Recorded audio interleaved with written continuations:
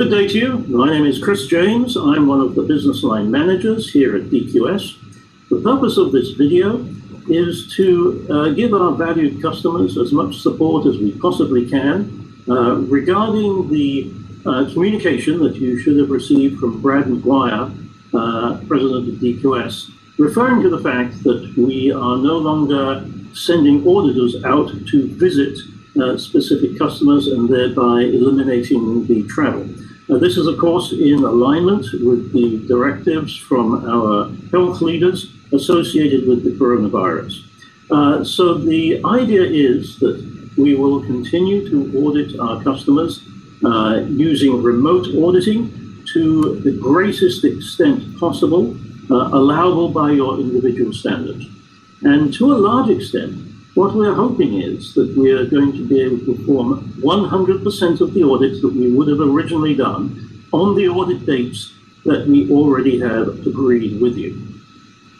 So in order to demonstrate how this might work, so you have an idea of what to expect, we've recorded this video, which is really in two parts.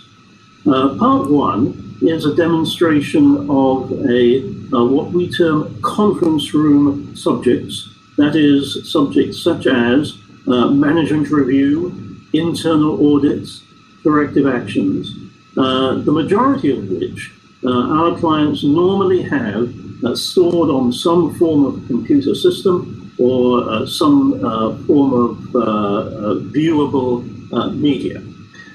Part two will then be a demonstration of reviewing some records which are not stored on the computer and will mean us going to a different part of the offices. So I am actually auditing from Long Island. I have an auditee.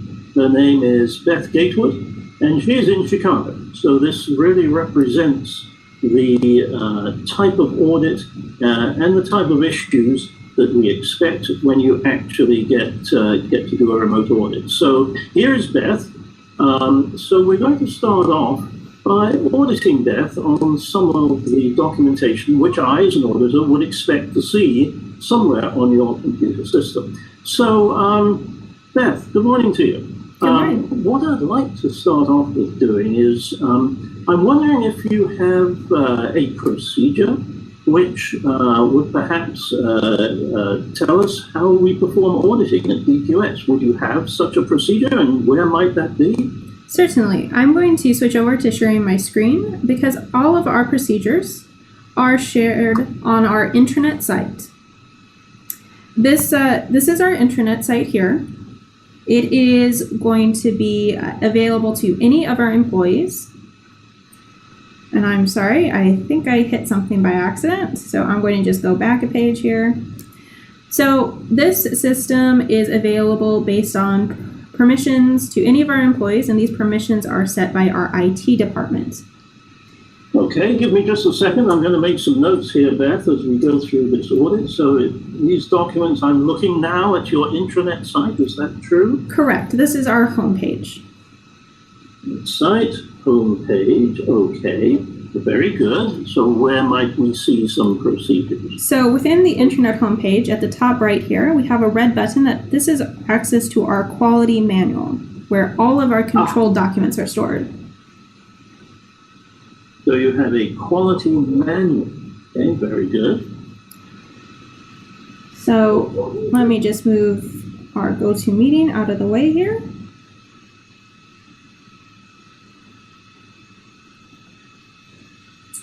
So all of our procedures are stored down here in our procedures section. And our general auditing procedure is our general audit requirements. This is the Q0900-5, and the latest revision is 102519. Okay, let me just make a note of that. Q0900-5. And tell me the revision again. 1025-2019. 102519. Very good. Could we have a look at that procedure, please? Certainly. So this is the latest revision here. Okay. So let's have a look. It says Revised 10/25/19. Very good. And Beth, how do I know this is the latest revision? Why might it have been changed recently? How would I know? So our procedure is that if a newer revision has not been posted to our quality manual, it is not a released or active version, and it must be released by our document controller, who is currently my coworker Yvonne. Okay, so if there were a new procedure, it would be released, and then I'm presuming the release date would be as per shown on the document. Correct. So as long as that release date matches what is shown in the quality manual, and it does, I know I'm looking at the most recent document. Mm-hmm. Excellent. So perhaps you could scroll down to where it shows me the procedures for auditing. Certainly. This is section 6 of the procedure. Very good. So that concludes the demonstration. Obviously, in a real audit, I would look very closely at procedures. I would make sure that those procedures later in the audit were followed. But the purpose is to demonstrate how relatively easy it is to perform an audit here. I'm in Long Island, that's in Chicago, and I've been able to verify that we have a procedure. I've been able to verify the control, and I've been able to read the procedure. So that concludes part 1. So now what we're going to do is move on to the second part of this tutorial. And this is going to talk about areas that we can't look at on a computer screen because either the documents aren't there, or it's a manufacturing area, or it's something we need to see live. Now, we would love to show you and demonstrate on the manufacturing area, but we don't have manufacturing inside DQS. So we're going to choose some documents that are held in a filing cabinet, which is in a corner of the DQS office, and they happen to be invoices. So Beth, perhaps you would care to show me some invoices, and let me see where you keep them, and we'll take a look at a few of them, okay? Certainly, Chris. So I'm going to turn the camera on so that it is showing what I'm seeing as I'm walking through the office. Okay, so this was... So we're leaving the conference room and walking over to our finance department where these records are held. Very good. So this is walking through our cubicle area, and then coming up here on the left is our mail room. Okay, so can we just pause at the mail room a second? Let's have what are those signs on the wall? What are those things doing there? Can you tell me a little bit about what's up there? So these are some signs on federal and statutory requirements. So top left-hand corner is our no smoking policy. Below that is some information on workers' compensation. And then on the right side, we have our Illinois employee rights, and then our federal employee rights are right below that. Very good. So there's some statutory and regulatory requirements I've seen. Okay, let's carry on and go to the invoice section.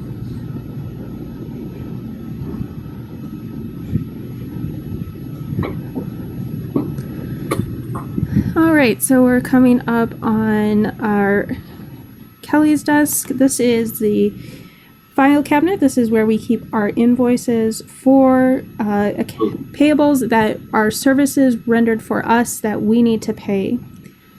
Very good. And what is your method of keeping records that the invoices have been paid and they've been approved for payment? What should I expect to see when I look at invoices? So we should have a printout of the invoice that we received from the company. There should be a stamp on it that says paid and the date that it was paid. And then there should be a second stamp that has approved with either it's a signature or initials of who approved the payment. So it seems to me the stamp with approved and the signature is the key to knowing that they're approved properly. Very good. So if you care to open the drawer and pull to the left, say about the 5th folder from the left, 5th or 6th folder would be good to start off with. So let's see, 1, 2, 3, 4, I'm going to skip our credit cards, but we can go into this supplier, who is one of our record management. Okay, so let me see now. If we can go a fraction closer, very good. So this is American Record Management Systems.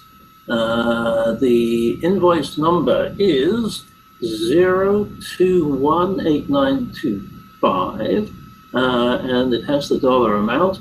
And this one was paid, presumably it's in the filing cabinet, so if we could see the signature against the stamp, that would be good.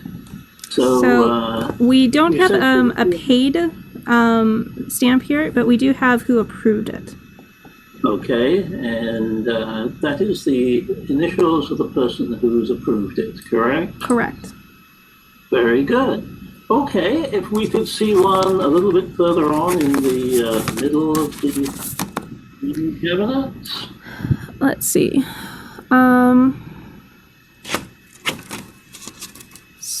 right, so this is the company we use for maintenance for our plants in this office. Very good. And that is invoice number 7098355. Let me just note that down, 7098355. And the evidence that it has been approved is where? So that would be down here. Approved and the initials. Very good. Okay, if we can pop that one back. So we've just seen a couple there.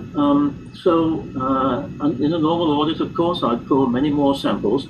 And I think what we've attempted to demonstrate here is the fact that by using either cell phone or tablets or whatever is convenient to you, you can go out as an auditor and have someone show you the records on the shop floor, and in that way accomplish a large part of what you would be doing on the shop floor in any case.